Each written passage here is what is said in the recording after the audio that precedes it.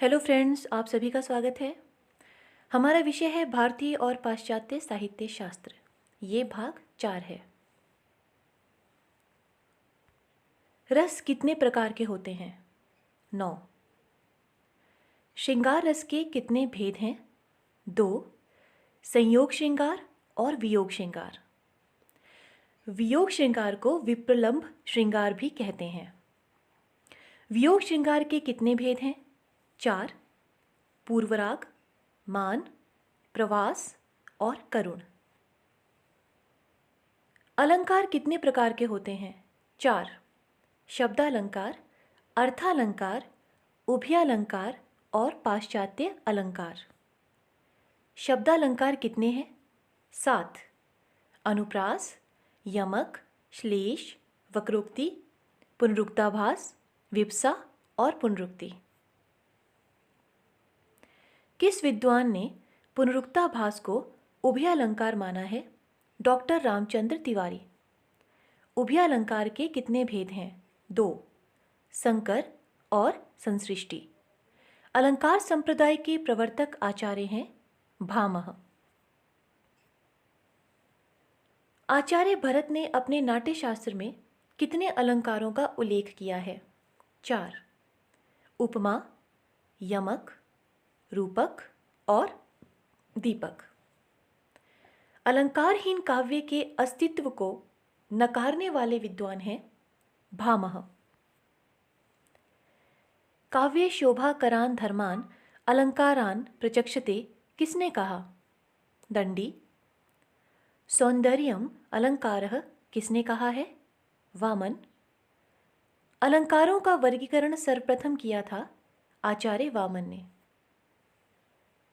स्वभावोक्ति को अलंकार न मानने वाले आचार्य हैं कुंतक। किस आचार्य ने गुण व अलंकार में भेद नहीं माना है? उद्भट। मैं अलंकार को केवल वर्णन प्रणाली मानता हूं, ये कथन किसका है? आचार्य रामचंद्र शुक्ल। किस आचार्य ने द्विरुक्ति अनुप्रास के उपभेद के रूप में विप्सा का उल्लेख किया है? आचार्य भोज। विप्सा अलंकार का सर्वप्रथम विवेचन किसने किया? भिखारीदास। अनुप्रास अलंकार के कितने भेद हैं? 6। छे का अनुप्रास, वृत्त्यानुप्रास, लाटानुप्रास, श्रुत्यानुप्रास, अंत्यानुप्रास। अलंकार यथार्थ में वर्णन करने की शैली है, वर्णन का विषय नहीं। ये कथन किसका है? श्याम सुंदर दास। अलंकार केवल वाणी की सजावट के लिए नहीं, वे काव्य की अभिव्यक्ति के विशेष द्वार हैं। ये कथन किसका है? सुमित्रानंदन पंत। श्लेष का क्या अर्थ होता है? चिपकना, मिलना या संयोग। श्लेष अलंकार के कितने भेद हैं? 2 भेद हैं, अभंग पद श्लेष और सभंग पद श्लेष। अलंकार शिरोरत्न किसे कहा जाता है? उपमा अलंकार को। उपमा का अर्थ क्या है? समता या तुलना। उपमा के कितने अंग हैं? 4। उपमेय, उपमान, साधारण धर्म और वाचक। उपमा के कितने भेद हैं? 3। पूर्णोपमा, लुप्तोपमा और मालोपमा। जब उपमेय और उपमान में कोई भेद न रह जाए तब कौन सा अलंकार होता है? रूपक अलंकार। रूपक अलंकार के कितने भेद हैं? 3। सांग रूपक, निरंग रूपक और परंपरित रूपक। छंद शास्त्र के आदि आचार्य कौन हैं? पिंगल। इसलिए छंद शास्त्र को पिंगल शास्त्र भी कहा जाता है। छंद सूत्र के रचयिता हैं पिंगल। छंद की उत्पत्ति किस वेद से बताई गई है? ऋग्वेद से। इसके पुरुष सूक्त के 9वें छंद में ईश्वर से। लौकिक संस्कृत छंदों का जन्मदाता कौन है? वाल्मीकि। हिंदी साहित्य में छंद शास्त्र की दृष्टि से पहली कृति है छंदमाला, केशवदास। छंद पढ़ते समय आने वाले विराम को क्या कहते हैं? यति। छंद पढ़ते समय मात्राओं के लघु अथवा दीर्घ होने के कारण जो विशेष स्वर लहरी उत्पन्न होती है उसे क्या कहते हैं? गति। छंद प्रभाकर के रचयिता कौन है? जगन्नाथ प्रसाद भानु। गणों की संख्या कितनी होती है? 8। प्रत्येक गण में कितने वर्ण होते हैं? 3। छंदों के रूप में संख्या आदि का बोध कराने वाली प्रक्रिया को क्या कहते हैं? प्रत्यविधि। छंद कितने प्रकार के होते हैं? 4। वर्णिक, मात्रिक, उभय, मुक्तक। छंदानुशासन के रचयिता कौन है? आचार्य हेमचंद्र।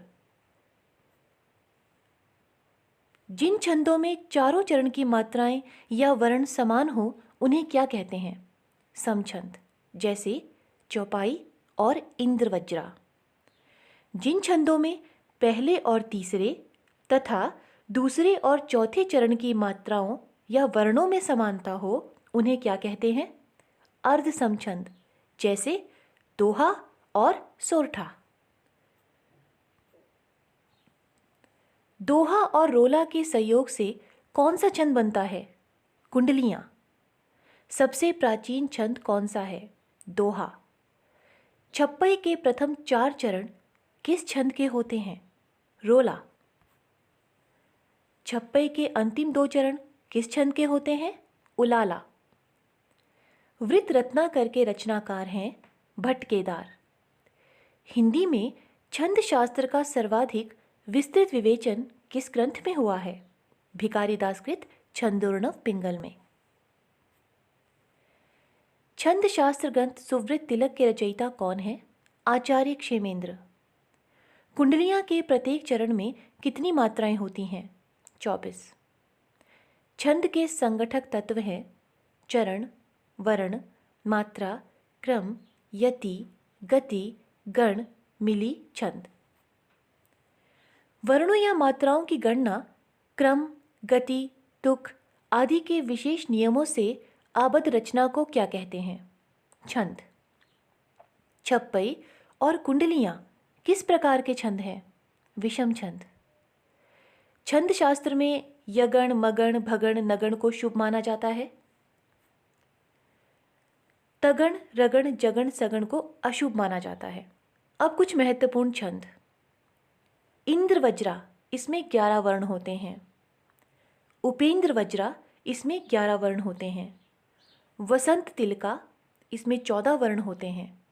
मालिनी में 15 वर्ण होते हैं।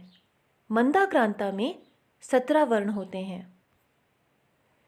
शिखरणी में 17 वर्ण, वंशस्थ में 12 वर्ण, मालती में 23 वर्ण, रूप घनाक्षरी में 32 वर्ण, चौपाई में 16 मात्राएं होती हैं। रोला या काव्य छंद, रोला को काव्य छंद भी कहा जाता है, इसमें 24 मात्राएं होती हैं। हरि गीतिका में 28 मात्राएं, दोहा में 24 मात्राएं और आल्हा में 31 मात्राएं होती हैं।